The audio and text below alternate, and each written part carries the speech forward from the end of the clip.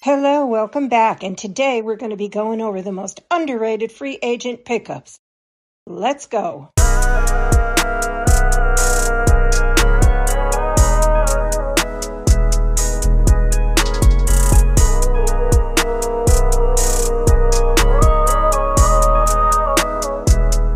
Starting off here today, we have Isaiah Pacheco going to the Detroit Lions, coming from the Kansas City Chiefs.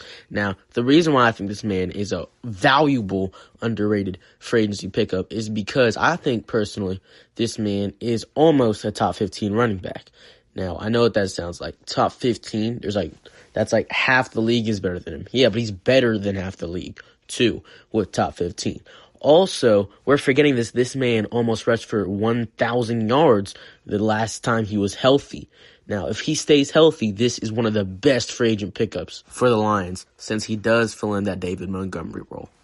Next up here, we have Geno Smith, who got traded to the Jets for about a 7th-round pick, I think.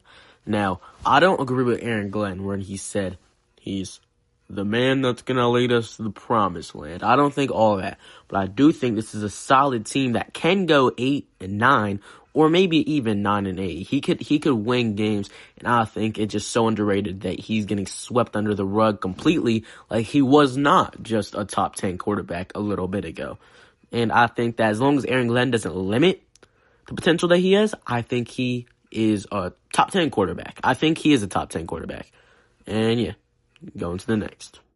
Next up here, we have Marquise Brown. Now, while he did have a little bit of a lackluster season this year, I think we shouldn't really be counting his time with the Chiefs since he did only play a couple of games here and there. I think we should really think about his time with the Cardinals. And with the Cardinals, he was Kyler Murray's number one receiver for the whole time he was there. Now, I think personally that he might not be the wide receiver 1, obviously, and maybe not be the wide receiver 2, but I think he could be a really good slot receiver, and I think he'd really be a good wide receiver 3. Right now, we're looking at a former first-round pick in Jahan Dotson. Now, while I know he hasn't had the best start to his NFL career, and it's mostly been overshadowed by the Commanders taking him above Justin Jefferson.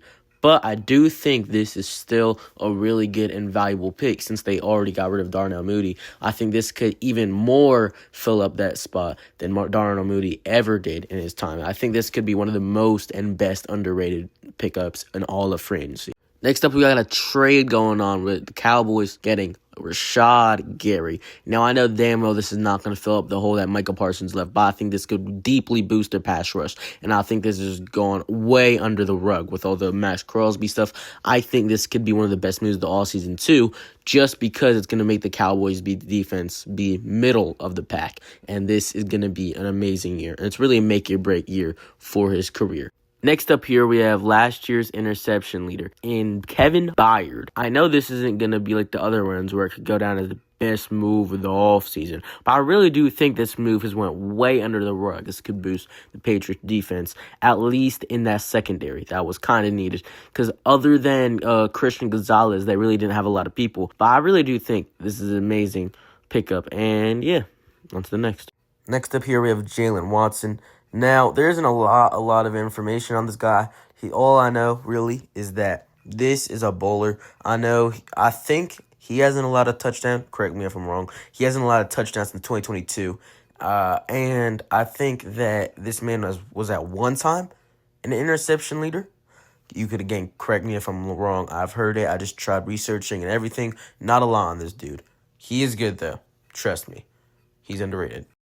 Finally, we have Jalen Hawkins. Now, last year for the Patriots, he played for over 80% of the Patriots' snaps on defense. He also led the team with 4 interceptions. He also had 71 tackles and was one of the best ball hawk safeties in the league last year.